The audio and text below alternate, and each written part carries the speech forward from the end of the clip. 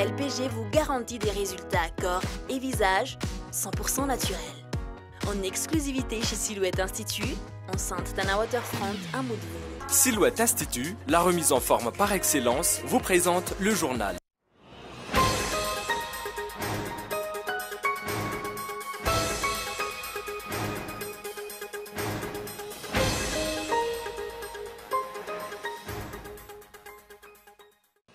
Les députés et l'exécutif ne se font plus confiance après l'assise d'Ivatu. Les députés ont commencé à débattre sur les grands points des résolutions du Centre de conférence internationale.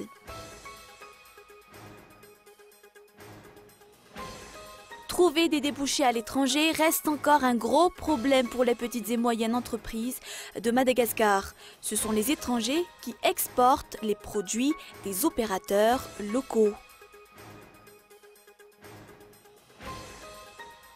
Et le Royaume-Uni se rend aux urnes ce jeudi pour élire ses 650 députés et choisir qui du Premier ministre conservateur sortant, David Cameron, ou de son opposant travailliste Ed Miliband, remportera un scrutin à suspense et lourd en enjeu.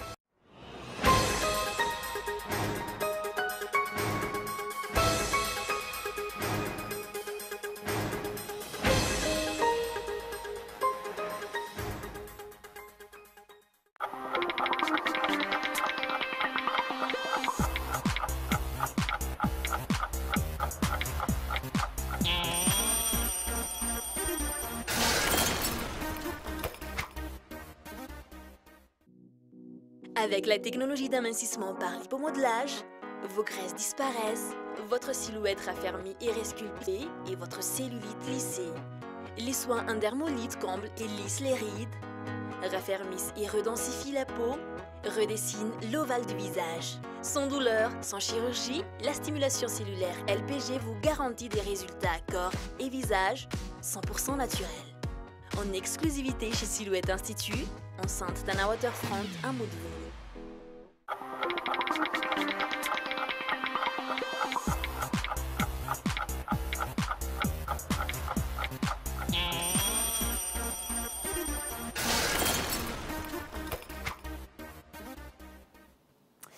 Bonsoir à tous et bienvenue si vous nous rejoignez pour ce journal.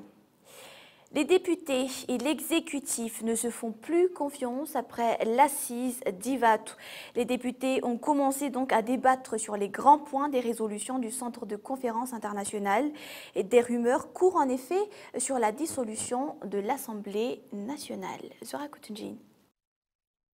La situation dans le pays risque de se dégrader dans les 4 prochains mois. Après la publication des grands points des résolutions des assises sur la réconciliation nationale, tout se concerte se maintenir au pouvoir, que ce soit les députés, que ce soit le président de la République. Ces grands points ont été signés par le chef d'État et les 2 ex-présidents lundi dernier. La commission plénière des députés a duré 4 heures ce jour. Une commission à huis clos. Jusqu'ici, les décisions prises restent inconnues. D'après certains députés, les grands points de la réconciliation nationale ont été l'objet des débats, mais surtout l'affaire de la dissolution de l'Assemblée nationale. Des rumeurs courent à l'Assemblée nationale que les députés concoctent une motion de censure contre le gouvernement Ravel-Nariv. Jusqu'ici, tout reste inconnu. À suivre. Et voilà, toujours dans cette page politique, l'opinion en général est défavorable à la nouvelle forme de bulletin unique. Il ne portera ni le nom, ni la photo de chaque candidat, ni de ses conseillers. Corruption, manœuvre politique et atteinte aux droits fondamentaux des citoyens. Toutes les personnes interrogées par les journalistes ont eu les mêmes réactions. Le simple candidat donc part perdant, victime d'injustice et d'inégalité des chances. Il n'a pas les moyens de se faire connaître pour gagner des voix. Gaëtan Geslav. Un responsable élu qui sait écouter, anticiper les besoins de la population et connaît le territoire où il va travailler est une garantie pour le développement. Le choix s'avère difficile en cette période d'élection. Il serait difficile aux paysans, par exemple, d'identifier le candidat de leur choix. Ils ne savent pas lire et ont besoin de voir des images pour les aider dans leur choix. Le bulletin unique proposé ne fait donc pas l'unanimité et tous les commentaires convergent.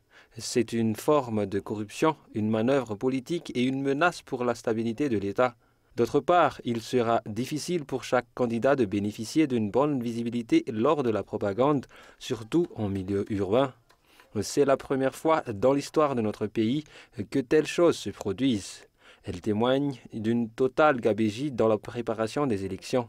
Il est clair que les proches du pouvoir essaient de gagner du terrain coûte que coûte, à tel point qu'un maire élu pourrait être une personne surgie de nulle part. Il ne sait rien de sa commune ni de la population qu'il est appelé à gérer et mener au développement. La population lui-même pourrait ignorer son identité. Les droits du citoyen sont mis en cause. Chacun doit voter pour une personne en qui il fait confiance. Et puis voilà, concernant toujours ce changement sur la forme des bulletins uniques, serait-ce une manque de maturité ou juste par peur de ne pas être élu? Certains observateurs se sont posé cette question cette semaine. Ce changement à la dernière minute n'est qu'une pure stratégie de la part des dirigeants selon les partis politiques participant aux prochaines élections communales. Reportage. La plupart des partis politiques partagent les mêmes idées sur le fait que ces actuels troubles sur la préparation des élections sont dus au manque de maturité des dirigeants. Ce manque de maturité qui crée un problème à l'organisation des partis politiques, selon le député Andjias Milavundi, président du groupe parlementaire VPM Malagas Meramiang. Un avis qu'il partage avec l'ancien Premier ministre de la Transition, le général Camille Vital. À titre de rappel, le parti HVM vise 1000 mairies dans les 1693 communes. Selon Wangnerin Raharmanariv, député sous la couleur du parti TIM, les dirigeants politiques auront-ils peut-être peur de ne pas avoir ces communes? La raison de ces changements de dernière minute. D'après nos sources, même les responsables au niveau de l'OVEC ne connaissent pas encore les détails de ces changements sur la forme des bulletins uniques. Les commerçants d'Anousbé prévoient de faire grève à partir de cette nuit. Cela fait exactement 3 mois que le parking du marché est devenu une décharge d'ordures. Le SAMVA a déjà été alerté, expliquent les commerçants, mais voilà, jusqu'ici, aucune mesure n'a été prise. Le service d'assainissement et de maintenance de la ville d'Antananarivo est dirigé depuis 1 mois par un nouveau directeur général et bénéficie d'un financement lourd. Olivier Anchnial. Le marché d'Anousbé est devenu un lieu de décharge. La moitié du grand parking présente une montagne d'ordures de 3 mètres d'auteur. Depuis 1 mois, les ordures du marché d'Anousbé ont décru. Non pas à cause des passages des camions du SAMVA, mais à la chaleur qui rétrécit le volume des déchets, explique le commerçant. Ces derniers se sont maintes fois plaints, mais jusqu'ici le SAMVA n'a réagi de façon palpable. Les commerçants d'Anousbé menacent de faire la grève. Les responsables du grand marché d'Anousbé de leur côté expliquent que la résolution de ce problème ne se situe pas à leur niveau. Concernant la montagne d'ordures à l'extérieur du marché, les responsables ont déjà alerté le SAMVA, mais également sans succès. À titre de rappel, le SAMVA doit encore 441 millions d'ariars à ses prestataires et aux fournisseurs de carburant. Le budget actuel du SAMVA a augmenté comparé à l'année dernière. Si auparavant il était de 30 millions d'ariars, il atteint actuellement 289 millions d'ariars. Et sur le plan économique, trouver des débouchés à l'étranger reste encore un gros problème pour les petites et moyennes entreprises de Madagascar. Ce sont les étrangers qui exportent les produits des opérateurs locaux. Mais voilà, par ailleurs, les opérateurs malgaches ne disposent pas non plus de moyens nécessaires pour leur expansion à l'étranger dans le monde des affaires. Les détails. Pas plus de 35% des petites et moyennes entreprises de Madagascar trouvent des débouchés à l'étranger. Environ 50 000 petits et moyens opérateurs économiques sont inscrits à la Fédération des chambres de commerce de Madagascar. Ces opérateurs ne disposent pas de moyens pour exporter leurs produits. Les étrangers s'en chargent et en tirent le plus gros des profits.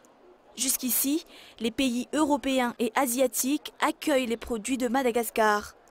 faute de notoriété des opérateurs malgaches, ils peinent à trouver des débouchés. La Foire internationale de Madagascar est pour eux une occasion de trouver des partenaires et de s'ouvrir à d'autres horizons. Cette année, nous sommes particulièrement heureux, effectivement, pour cette 10e édition de la FIM, d'accueillir à peu près 520 stands et à peu près 1 millier d'opérateurs qui viennent de l'extérieur pour rencontrer les opérateurs malgaches. Vous connaissez notre thème, le Vita Malgache s'ouvre au monde ou le Made in Madagascar s'ouvre au monde. Notre travail consiste à essayer de faire en sorte d'améliorer l'offre exportable pour que Madagascar puisse vivre honnêtement de sa production. 520 stands seront ouverts durant les 4 jours de la FIM.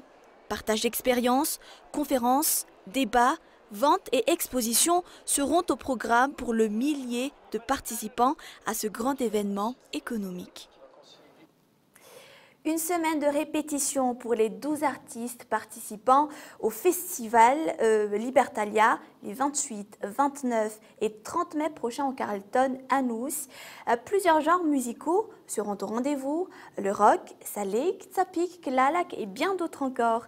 Rappelons que le prix d'entrée est fixé à 3000 ariary.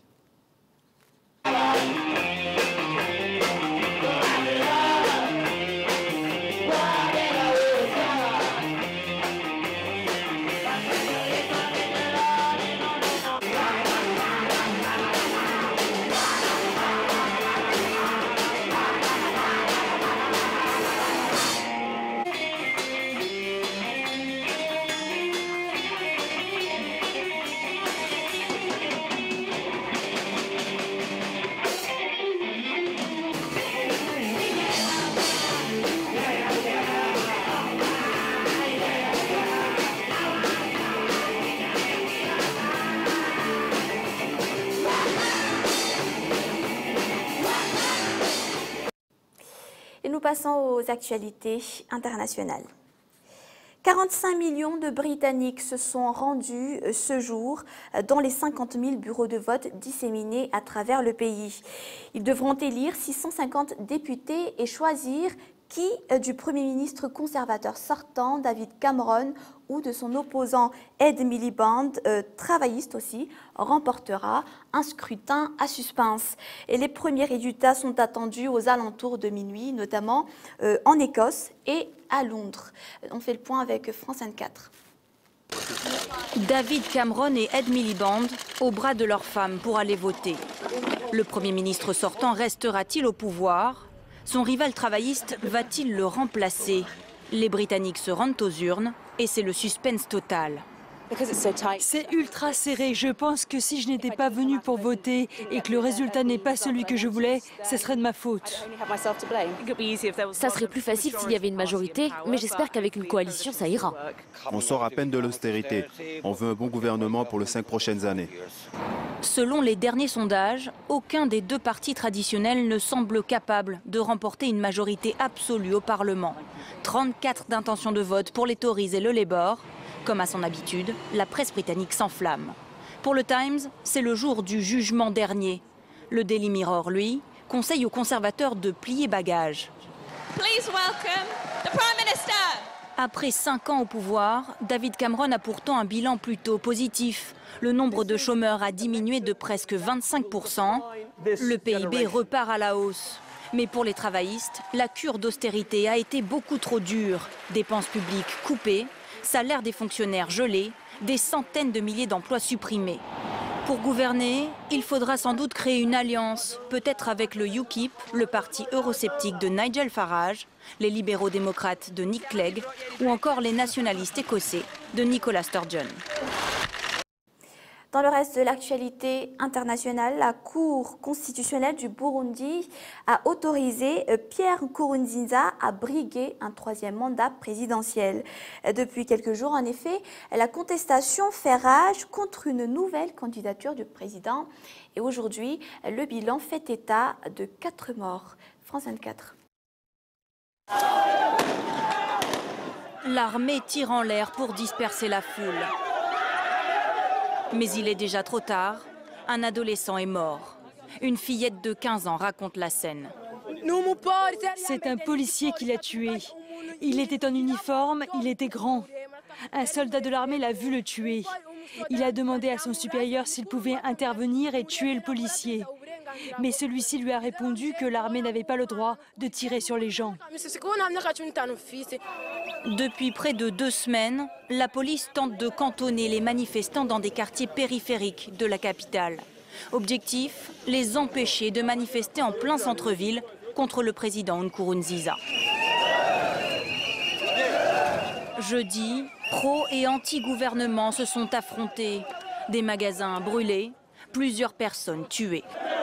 Cet homme est suspecté d'appartenir à une milice pro-gouvernementale. Il s'est fait tabasser par des opposants. Il l'a échappé belle, l'armée l'aurait séparé de la foule. Cette vague de violence intervient alors que le président burundais tente de briguer un 3e mandat. Pour ses opposants, c'est illégal. Il s'agrippe au pouvoir. Mais selon la Cour constitutionnelle, il a bel et bien le droit de se présenter aux prochaines élections. Et pour cause, Nkurunziza n'avait pas été élu au suffrage universel. Lors de son premier mandat en 2005, il avait été nommé par le Parlement. Lors d'une adresse télévisée, le chef de l'État tente de prouver sa bonne foi. Je voudrais assurer à la communauté nationale et internationale que si je suis élu, ce sera mon dernier mandat, comme il est stipulé dans la Constitution. L'élection est censée se tenir au mois de juin. Face à la crise politique au Burundi, des leaders régionaux vont tenter de trouver une solution diplomatique lors d'un sommet le 13 mai prochain en Tanzanie. Et un récapitulatif de ce qu'on a vu ce soir ensemble. Concernant le changement sur la forme des bulletins uniques, c'est un changement à la dernière minute qui n'est qu'une pure stratégie politique des dirigeants selon les partis politiques participant aux élections communales. Les commerçants d'Anousbé prévoient aussi de faire grève à partir de cette nuit. Cela fait exactement 3 mois que le parking du marché est devenu une décharge d'ordures. Et puis voilà, il reste une semaine de répétition pour les 12 artistes participant aux festivités Libertalia les 28, 29 et 30 mai au Carlton Anous. Plusieurs genres musicaux seront au rendez-vous, notamment le rock, le saleg, le sapik, le klalak et bien d'autres encore. Voilà, c'est la fin de ce journal. Merci d'avoir choisi le journal de Cool TV. Moi, je vous retrouve demain à la même heure. Bonne soirée. Au revoir.